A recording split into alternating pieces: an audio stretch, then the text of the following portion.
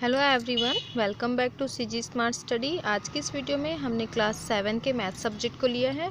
इस वीडियो में हम क्लास 7 के मैथ्स के एक्सरसाइज 5.3 के बचे हुए वर्ड प्रॉब्लम के क्वेश्चन सॉल्व करेंगे। तो चलिए स्टार्ट करते हैं। सबसे पहले हम यहाँ पे क्वेश्चन नंबर 6 सॉल्व करने जा रहे हैं। तो हमारा क्वेश्चन जो दिया हुआ है वो कुछ इस तरीके से है। Mayank with ₹20 and Pankaj with ₹30 visited a fair.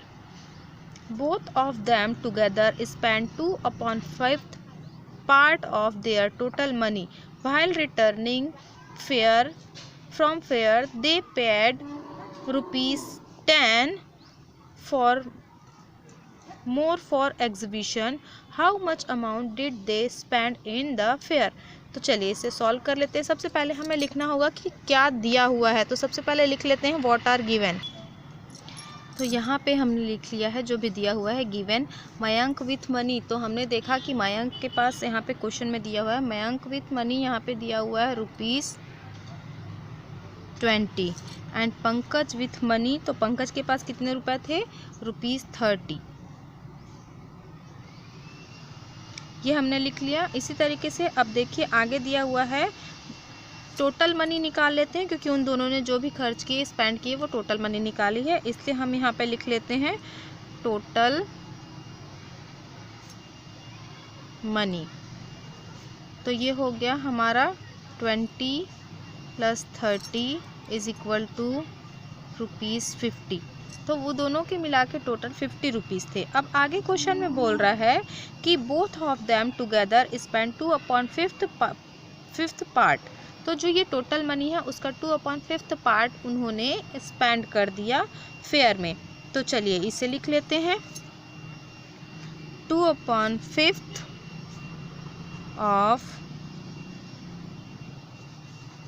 Total money spend. अब इसे हमने लिखना है 2/5 ऑफ टोटल मनी। तो ये हो जाएगा हमारी टोटल मनी कितनी थी? हमारी टोटल मनी थी 50। तो अब हमें क्या करना है? इसका 2/5 निकाल लेना है। तो 2/5 ऑफ मीन्स मल्टीप्लाई और टोटल मनी थी हमारे पास 50। तो अब हम इसे कैंसिल आउट करेंगे। 5 × 5 = 5, 5 × 5, 5 0 = 0। अब ये हो गया 2 × 10 = 20। तो यहाँ पे हमारा आ गया ₹20। अब ₹20 उन्होंने दोनों ने कहाँ स्पेंड किए हैं? फेयर में स्पेंड किए हैं। अब आगे बोल रहा है कि ₹10 पेड फॉर एग्जीबिशन। तो यहाँ पे हम लिख लेंगे ₹10 फॉर एग्जीबिशन। अब यहाँ पे हमें निकालना है total money spend, total money spend इन फेयर। अब क्या करना है हमें? ₹20 प्लस ₹10।